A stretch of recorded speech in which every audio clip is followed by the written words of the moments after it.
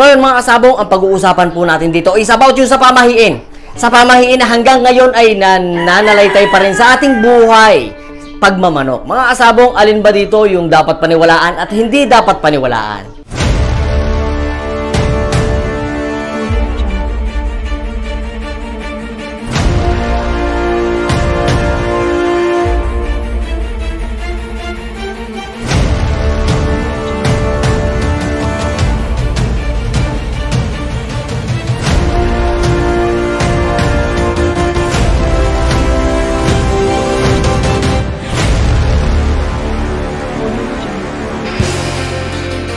Hello, what's up mga kasabong? Ayun, nandito na naman tayo sa panibagong episode ng Sabong Pinas. Ayan, magandang araw po sa ating lahat. So yun, paano mga kasabong? Para ka lasing. Malapit na yung birthday ko, so malapit na rin yung ating parapol ng El Gamma Grave Roots Tag. Yan, alisin muna natin. So yun mga kasabong, yung mechanics ay sisingit lang ulit dito sa content na to para makasali ka. So paano? Pag-usapan na natin kung ano yung pag-uusapan natin ngayon. So yun mga kasabong, ang pag-uusapan po natin dito is about yung sa pamahiin.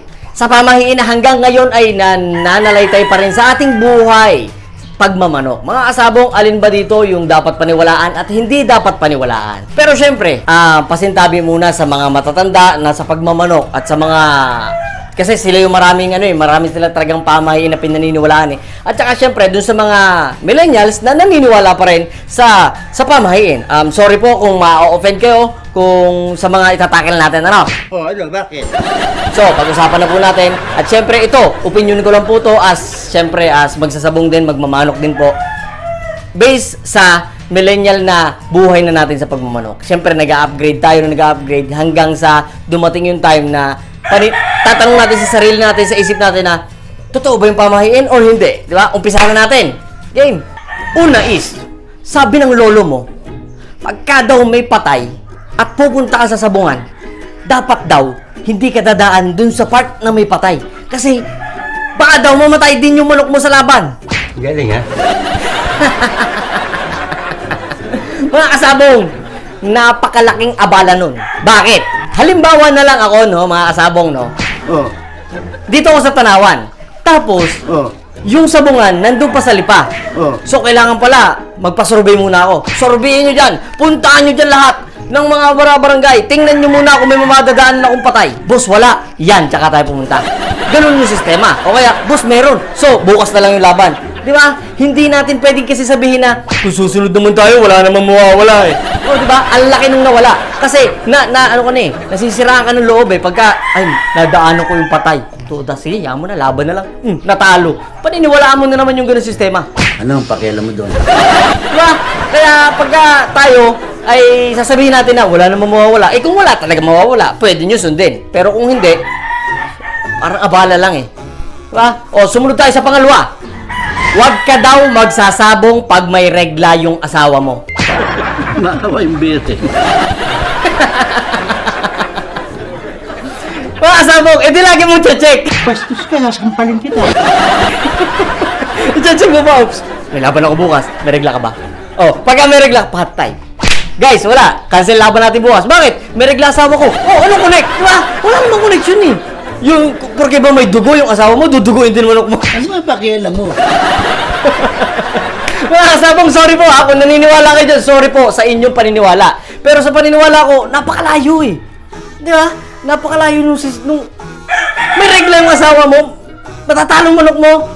Ay, napaka-imposible yan. O sige, basta, hindi ko ma-explain kung bakit ganun yung pamahiin. Sorry po ha, hindi ko kayo binabastos, basta, yun lang yung nakikita ko na pinaniniwalaan nila, pero basta malayo. So, dako tayo sa number 3. Baka mako-convince tayo. So, yung mga kasabong, naputol daw yung tali ng manok mo. Ibig sabihin, gusto na niya lumaban. Baliw na yun. Natatawa ko mga kasabong, pasensya na. Ang ibig sabihin nun, magpalit ka ng tali. Diba? Ang hirap naman kasi paniwalaan nun na, putol na yung cord. Tapos, ibig sabihin nun, magaling siya. Ilagay mo nga sa kulungan. Pag winasak niyo yung kulungan, tsaka ako maniniwala. Usapan yan, ha? Diba? Oh, nilagay ko sa kulungan. Winasak niyo yung kulungan. Yun yung gusto lumaban kasi winawasak niyo yung kulungan. Pero yung tali, given niya na mapuputol yan. Siyempre, pag matagal na, o pag bumili ka ng bago, tapos itali mo sa pader, Tapos putulin niya yun. Yun, baka pwede pa. Yung magagaling, hinahagis-hagis yan. Diba mga kasabong? Lipat tayo sa number 4. So yung mga kasabong, ang sunod kapag may relatives ka daw na namatay or may patay, mamalasin ka daw pag nagsabong ka eh. Diba? Pero syempre, ako hindi pa rin masyadong convinced doon. Pero syempre, pagka may relatives kang patay, makarami ka naman, huwag ka na, iwasan mo muna. Kumbaga, mangilin ka naman. Yun lang yung tinitingnan ko doon. Pero hindi ibig sabihin nun na may namatay kayo, na minalas kayo, mamalasi ka din sa sabong. Hindi pa rin siya connected. Diba? Pero kung ikaw ay may relatives na nag-pass away, ibigay mo muna sa kanya, ibalato mo muna sa kanya na hindi ka muna magsasabong para bilang respeto, syempre, sa kamag-anak mo na wag muna, ayahan mo na lang muna, ikaw na lang yung magpatupada kung papayagan kayo. Okay, pero ayahan mo lang. Yun lang yun, mga sabong, hindi pa rin siya connected. So yun, ito nung kasunod ng mga sabong. Ito malupit to. Pag daw ikaw papunta na sa sabungan, tapos nakasalubong ko ng itim na pusa, huwag ka na daw tumuloy, mamalasin ka daw. Ano ka nasisira, ulo? Paano halimbawa mga sabong? Finals muna ng pitmaster, di ba? Finals muna yun eh. Tapos nakasalubong ka ng itim na pusa. Sabihin mo na lang dun sa pitmaster, hindi na lang po ako tutuloy. Bakit? Kasi may nakasalubong po akong itim na pusa. Itim na pusa. Mga sabong, iba na labanan ngayon. Iba na labanan ngayon. Nandun ka na eh. Nandun ka na sa rurong tagumpay mo eh. Paano kung magcha-champion ka pala dun? Tapos pinaniniwalaan at hold on ka dyan. Hold on ka sa pinaniniwalaan mo na pamahiin. Tapos nakakita ka lang ng wala na. Tugas na. Hindi na matutupad pangarap mo dahil, shit, may pamahiin ka pa rin hanggang ngayon. Becky, ven aquí todos pamparini con todo pasa un poquito nomás. Gracias, señora de Metro Manila. Sorry mga kasabong ha. Yun lang yung nire-relate ko lang doon. Pero syempre, hindi pa rin ako, hindi pa rin ako, saan pala tayo doon? Mamaya, i-discuss natin kung ano yung mga pamahiin na maganda na dapat natin paniwalaan. Eto sunod, mga kasabong ha. Ito malupit din to eh. Pag ikaw daw nasa sabungan at may laban ka, huwag ka daw kakain ng manok o kaya ng itlog. Nako. Yung mga kasabong ano din eh. Ito yan, mga kasabong ha. Halimbawa, nasa sabungan kayo. No choice. Wala kang, yun lang, itlog o kaya manok talaga yung dala ng boss mo. Ano gagawin mo? Diba? Siyempre, kainin mo na din yun. Dapat busog ka para mailabas mo yung kung ano nalalaman mo sa pointing, sa kung ano man. Diba mga sabong, kesa naman, may labang kayo.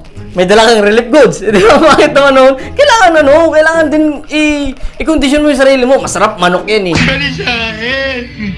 Ba't mo ko iniwan? Malupit kayo! Hindi naman porket kumain ka ng manok is mamaya yung lalaban mo manok is kakainin na din. Hindi ganun mga kasabong. Layo eh. Di ba? Kain tayo! Basta masarap, kain tayo. Kahit manok pa yan, kahit itlog pa yan. Di ba? Kahit ginataang itlog pa yan. Kira yata ulo nito. Kain na nakain. Wala yun doon. Diba? Ang masama, yung hindi ka nakain. Dahil hindi mo maiisip at hindi mo mapapakiramdaman yung manok. Diba mga kasabong? Gutom ka eh. Diba? Itlog yan, sarap niyan. Asinan mo, ang sarap niyan. Tapos manok, adobo, sarap niyan. Diba? Huwag nating i-relate doon. Huwag tayo magpasira doon. Diba? Isa din sa basta! Huwag tayo, kumain tayo ng kumain. Kung hindi niya, kumag yan eh. O, lipat tayo sa pangalawa. Sa susunod. Eto sunod. Huwag ka daw maliligo Oh. kapag may labang ka. Di ba mga kasabong? Sabi yun ng mga matatanda, huwag ka daw liligo. Siyempre mga kasabong, ano ka, buenas kahapon? Kaya buenas ka lang kanina eh. Ha? Ako, spare tayo ngayon. Maligo ka din. Maligo ka. Maligo ka mga kasabong, wala dun yung pagkapanalo at pagkatalo mo.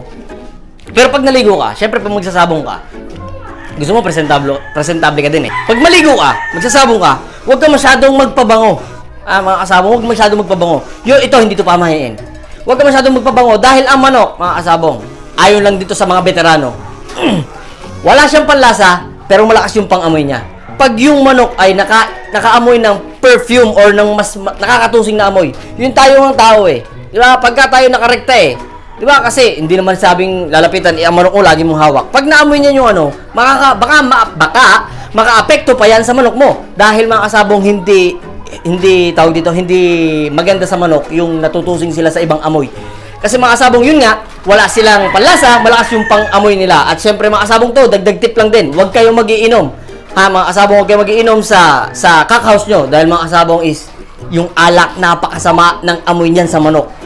Diba? Tayong mga tao pag nagiinom, nahihilo. Sila, hindi man nila iniinom, pero mahina yung dosage nila sa kanila.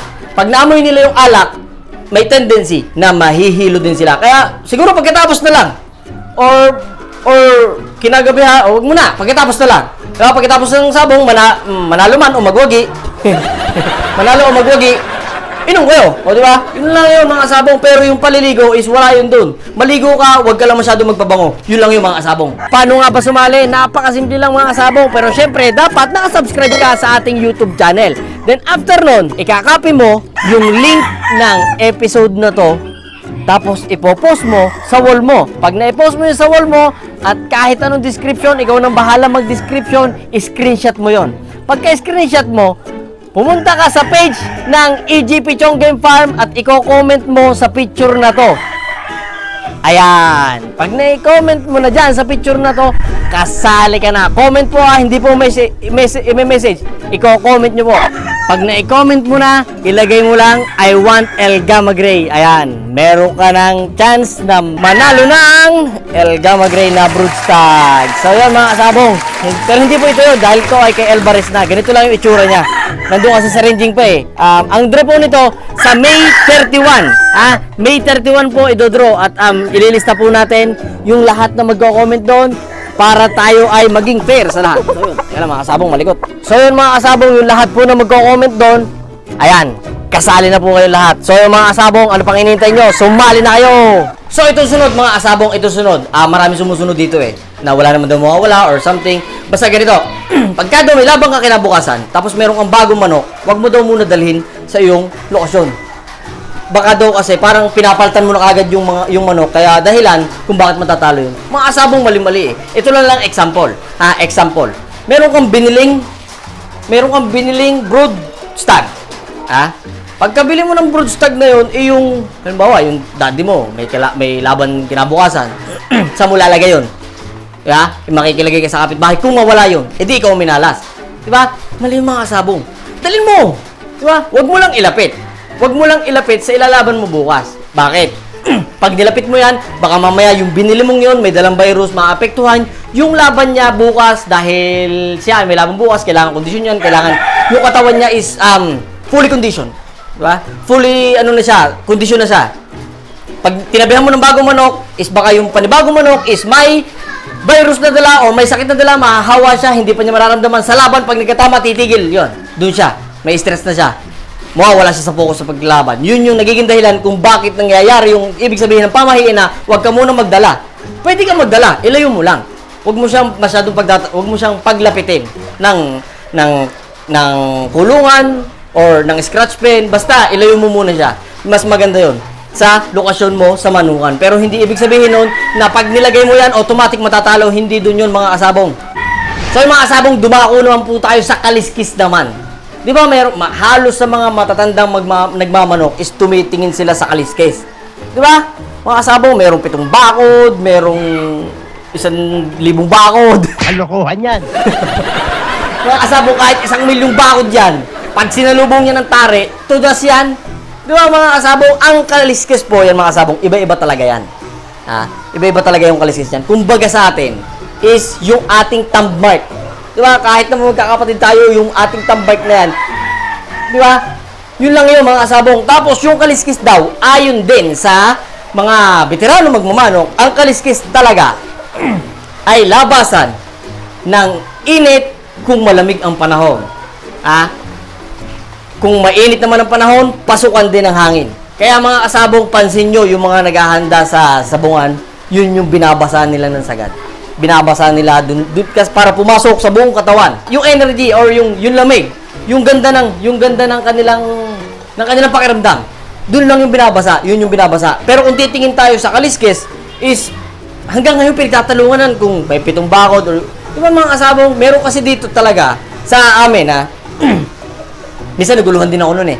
Bumili siya, hindi siya nag-sparring. Hindi talaga siya nag-sparring. Lahat ng nasa court tiningnan niya. Lahat ng kinuha niya 7 bakod. Lahat nanalo.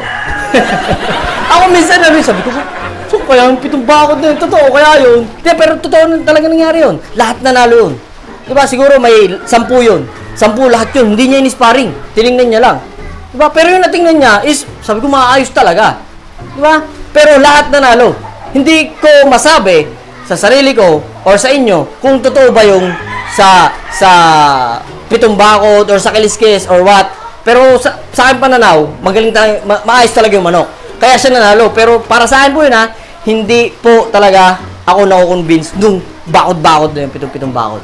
Dahil kung yun ay talaga yung nagiging basehan para lumakas yung loob natin, di ba? Huwag natin kunin sa kaliskis para ilaban yung manok. Hindi. Pag nakita mo nag-ooperate siya ng maganda, okay siya kahit ano yan. Pero mga asabong, ito po, yung walang kaliskis ng manok, ang ibig sabihin yan, hindi siya healthy. Yung mga asabong, kaya hindi ko sinasabing 100% talo siya. Pag nakakita ka sa sabungan ng walang kaliskis, hindi healthy ang manok na yan, mga asabong. Di ba? Ayon lang din yan sa veterano. Sa veterano. Dahil wala siyang pinagpapasukan at pinaglalabasan ng hangin. Wala masyado. Dahil halos dyan po talaga lumalabas yung ating heat at saka yung ating lamig. Kaya mga asabong, may kaliskis yun. So, it's up to you pa rin kung maniniwala ka or what, pero wag mo dyan kunin yung lakas ng loob sa 7 bakod dyan, mananalo yan, itutudura po sa dyan. Ay, ang 7 bakod mga kasabong, talagang malakas pumalo yan, pumuputol ng kuryente yan. Malakas ba yung putok ng bunganga mo? Kasi yung pambayad mo sa kuryente, lahat ipinusta mo sa 7 bakod, ayun, putol ang kuryente. Yun yung nangyari. Kaya minsan mga kasabong, tingnan natin sa galaw ng manok, wag sa kaliskis. Mga kasabong, puputulin ko muna pinag-uusapan nyo Siyempre, sa panahon ngayon, namimiss natin yung ating mga pabet-bet natin yan. Diba? Tanggal ka lang mga kasabong. Ayan, online chips. Contact nyo lang sa akin at 0995477371 Online chips po mga kasabong. Ayan, parehas po yan. Kung sino pong gusto ng online sabong, na live po ito mga kasabong. Kaya, so yun, game na! Ito mga kasabong, dadako naman po tayo sa halos pwede natin paniwalaan.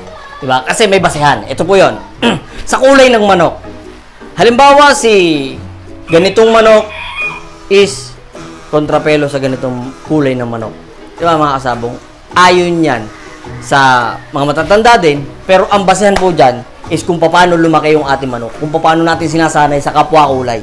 Diba mga kasabong? Meron kasing manok talaga na pag nakita niyo itong manok na to, hindi niya kilala kulay. Lalo't stags. Diba? Pagka stags kasi, hindi pa masyadong madistinguish niyan. Yung binabae, yung puti, yung bulik. Ayon sa kanyang paglaki. Kung ang mga kasama niyan is mga off-color or whites, halos lahat ng kulay, mga kasabong papalo yan. Diba? Papalo sa kung anong manok yan. Pero pagka hindi siya sanay talaga, na hindi pumalo sa ganung itsura ng manok, hindi po talaga masyadong lalabas yung gameness niyan.